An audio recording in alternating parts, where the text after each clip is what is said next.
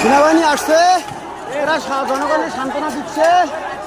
এই যে ওই যে পুলিশ আসছে, পুলিশ গুলি চালাচ্ছে। ওই যে এরা গুলি চালাচ্ছে। এই যে সেনাবাহিনীরা সান্ত্বনা দিচ্ছে, সেনাবাহিনীরা জনগণের পক্ষে কাজ করতেছে, আর পুলিশরা তার বিরুদ্ধে কাজ করতেছে। এই যে দেখুন, এই যে পুলিশ জনগণের বিরুদ্ধে কাজ করতেছে।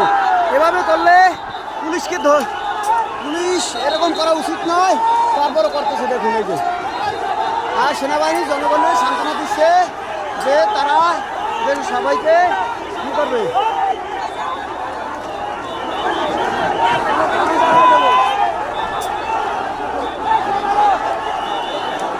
ওই যে পুলিশের একটা দল আসতেছে।